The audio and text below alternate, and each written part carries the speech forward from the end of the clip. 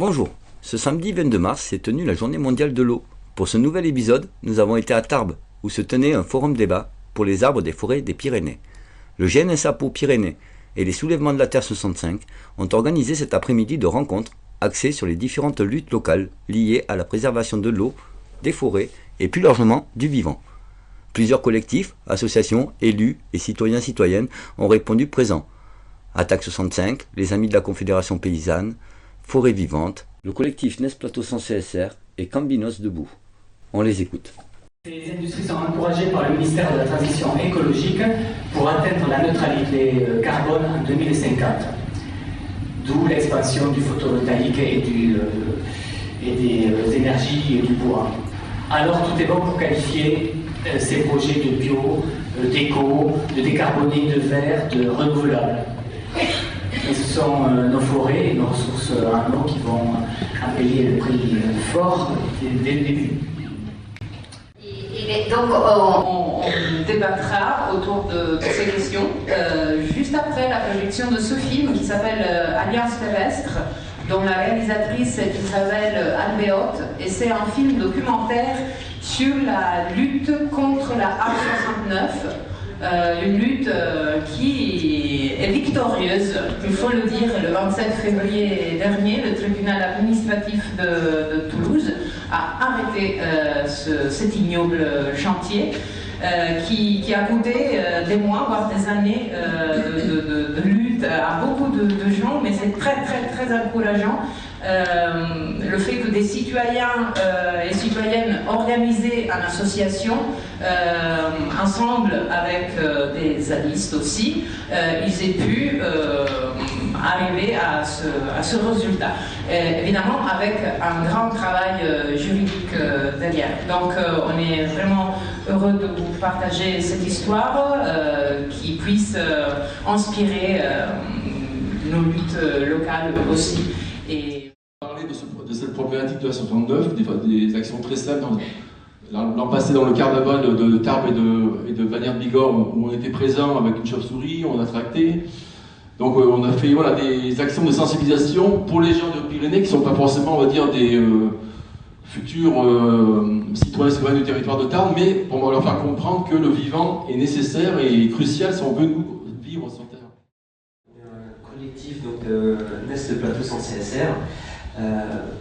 Et notre but, c'est d'informer, dans un premier temps, la population, les élus, du projet NEA Omega, qui est en train de voir le jour donc sur Lannemezan.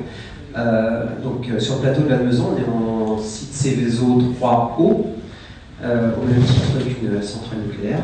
Et Arkema, qui produit de l'hydrate d'hydrazine, a besoin de vapeur d'eau.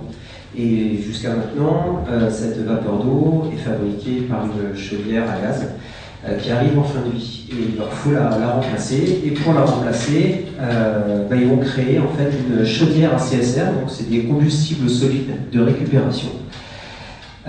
Ces combustibles solides de récupération, ils sont faits à partir de déchets non dangereux. Donc il est prévu de brûler 50 000 tonnes de déchets non dangereux. Et pour fabriquer ces déchets, en fait, on va fabriquer 15 000 tonnes de déchets dangereux, voire extrêmement dangereux, qui pour certains seront certainement enfouis en Allemagne dans les mines de sel.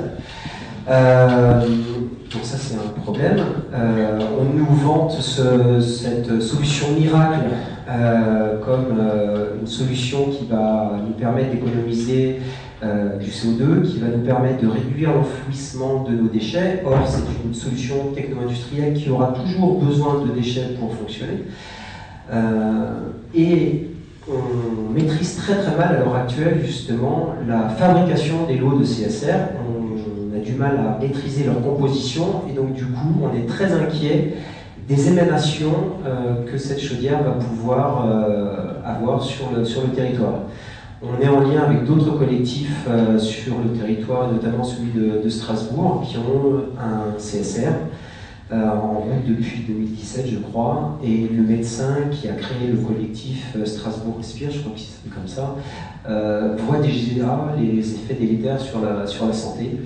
Voilà, ce qui donne un peu plus d'eau à notre moulin. Donc nous, le collectif, on l'a créé il y a un an maintenant. On a organisé pas loin de 8 réunions publiques. On est en train de rencontrer aussi les différents conseils municipaux, parce qu'on s'est aperçu que beaucoup d'élus n'étaient pas au courant de ce projet-là. Et on vous avoue que pour le moment, il n'y a rien qui bouge. Voilà. La seule chose qui bouge, c'est la construction de la chaudière. Du coup, les filtres, hein, même à partir en dessous de cette température, et on les retrouve dans l'air et elles retombent sur le sol, hein, forcément. Et ce sont des polluants éternels, donc des molécules qui polluent et qui posent énormément de problèmes, notamment, vous avez peut-être entendu parler dans le Rhône, au niveau du Rhône, parce qu'il y a des usines, donc, notamment l'usine Arkema, qui fabrique en fait des produits qui contiennent ces molécules éternelles, ces polluants éternels, et donc il y a notamment les œufs qui deviennent en fait impropres à la consommation, les sols qui sont pollués, l'eau qui est polluée, et on le retrouve partout, et on en retrouve partout dans le corps des gens, quoi. C'est vraiment des molécules qui sont en plus dangereuses, quoi. Voilà, donc c'est la raison pour laquelle il y a ce moratoire sur les incinérateurs. Et il y a une loi d'ailleurs qui a été votée récemment là, sur les PFAS, qui n'est pas suffisante, mais bon voilà, c'est un début. Voilà, il faut être très prudent sur ce qu'on brûle, quoi, tout simplement, hein, parce que là aussi la question, ça a été dit, les déchets qui sont utilisés, on ne maîtrise pas forcément, et comme les PFAS, ça a été utilisé, il y en a partout, vêtements, ça a des propriétés, je dirais, c'est un peu comme l'amiante, quoi, ça a des propriétés tellement extraordinaires que ça a été mis un peu partout, et donc, mais avec les conséquences qu'on récupère par la suite, quoi, hein, voilà.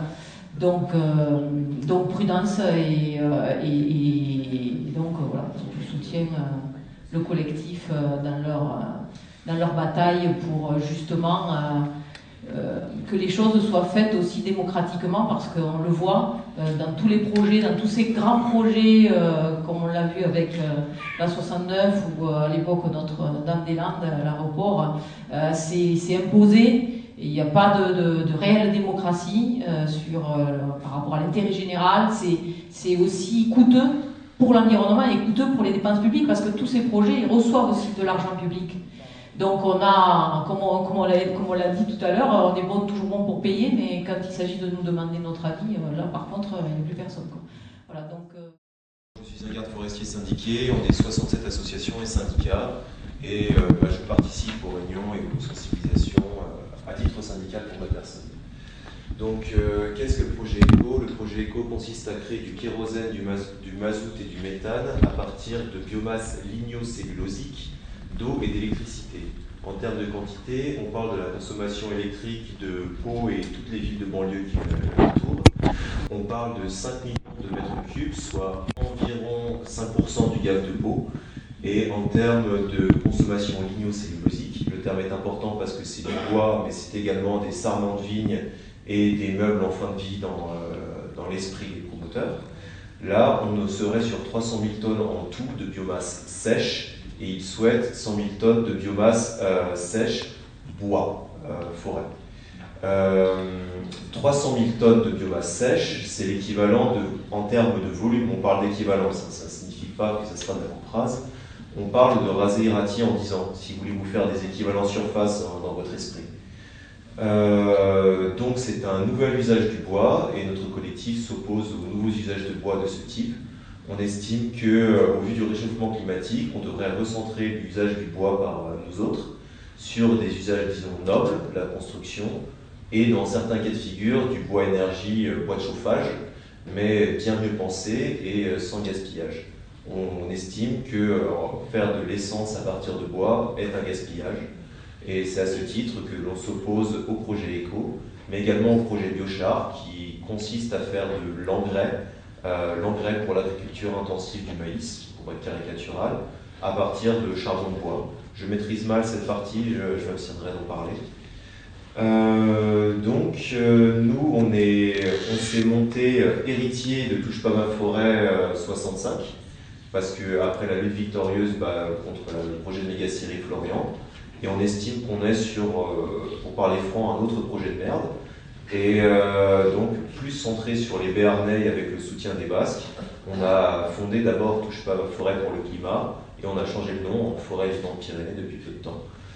On a obtenu quelques victoires en faisant du lobbying auprès des élus. On a par exemple la Comcom des Basques de l'Euskoaleri qui s'est proposé contre. Ils ont leur propre souhait d'usage du bois pour le massif montagnard forestier basque. Et on cherche aussi à faire du lobbying auprès des financiers, puisqu'on parle certes d'un financement public, mais aussi d'un gros financement privé. Nous sommes présents aux réunions du comité de suivi organisé par la communauté de Lac. La concertation publique est finie, c'est bien ça Oui, la concertation publique est finie. L'enquête publique n'a pas lieu. N'a pas commencé. On a manifesté notre position dès le départ et on cherche à être le plus nombreux possible pour montrer que nous ne sommes pas qu'une poignée d'écolochiens, mais que beaucoup de monde sont contre. Moi, en tant que professionnel du bois, je trouve que c'est une mauvaise chose, c'est un mauvais produit. Donc, moi, c'est Sylvie, donc peu importe, je me suis installée en 2019 suite quand même à des grosses valeurs environnementales et une belle colère aussi, vu tout ce qui se passe en ce moment. Et du coup, on est avec mon conjoint maraîcher bio en traction animale, pas très loin de Lourdes. Suite à cette installation, on est rentré aussi au syndicat de la Confédération Paysanne. Donc, la Confédération Paysanne, comme le dit si bien Laurence Marandola, notre porte-parole qu'on a vu dans le film tout à l'heure, défend le déploiement de l'agriculture paysanne. Et c'est d'ailleurs le seul syndicat que vous allez retrouver dans les grandes luttes environnementales qu'on a vues donc contre l'accaparement de l'eau avec les méga-bassines dans les Deux-Sèvres, mais aussi sur la 69 contre l'artificialisation des terres agricoles et des sols, notamment via une maraîchère bio de Lannemezan qui sera pas mal impactée par les retombées du coup de la chaudière, donc impliquée aussi là-bas. Ce ne sera pas la seule d'ailleurs, il y a pas mal, je ne connais plus le chiffre, mais il y a 10 fermes qui seraient impactées du coup par les retombées de cette chaudière. Donc l'agriculture paysanne, mais l'agriculture en fait c'est tout le monde, parce qu'en fait on fait de la nourriture pour tout le monde, on sera tous impactés par ça. Mandadé, mais du coup ça continue sur Lourdes, où on a quand même, ils sont en train de détruire les bars HLM là, de Lofite, et ils ont reconstruit sur les... Moi je me demande pourquoi, parce qu'il y a quand même une sacrée partie de Lourdes qui est complètement vide, avec des commerces complètement vides, et on est en train de reconstruire des commerces sur les dernières terres agricoles de Lourdes. Et là, on n'en parle pas trop, et je me demande pourquoi. Il y a aussi la zone commerciale qui est vide, quoi. Enfin, il y a des commerces vides, des bâtiments vides, et on artificialise les sols encore à l'eau. Voilà. En fait, il y a un collectif qui s'appelle Carminos Debout. C'est un collectif qui a été créé par rapport à la déviation d'année. On n'est pas nombreux, donc on essaie de récupérer l'information pour pouvoir déjà comprendre un peu le schéma qui est proposé par... là, c'est par l'État, la région et le département. Donc les terres agricoles seront menacées par le projet de contournement d'année de la commune qui est juste avant Lourdes, puisque tu parlais de Lourdes, voilà. Des zones humides, certaines espèces végétales et de flore et animales qui seront considérées protégées, qui seront aussi, on va dire, menacées. Donc l'idée c'était aussi nous en fait on a un petit collectif, on s'est joint à la coalition qui s'appelle la Terre des routes pour avoir on va dire de la technicité, pour avoir du soutien humain pour éventuellement travailler ce projet, voir ce qu'on peut faire éventuellement pour freiner ce projet qui est porté par l'État, la région et le département. Il y a un autre projet de contournement de Tarbes Nord qui est pareil proposé là par le département. Et l'agglomération Tarbes-Lourdes qui sera cofinanceuse de ce projet. Donc le premier projet, le contournement d'année, c'est 76 millions à minimum d'euros. Le deuxième, c'est 30 millions d'euros. Voilà, donc il y a quand même un gros impact environnemental qui sera, je veux dire, ce sera la répercussion de ces projets s'ils se réalisent. Donc l'idée aussi, c'est de pouvoir, on va dire, mobiliser les citoyens et citoyennes, de pouvoir fédérer entre collectifs, éventuellement, si certains le jugent intéressant d'apporter du soutien. Et le contournement donc, de AD se justifie aussi par la création de l'hôpital de Lannes, qui est aussi un projet qui va, je crois, stériliser entre 14 et 15 hectares de terres agricoles. Merci beaucoup pour votre participation. Bonne soirée à tous, bon week-end.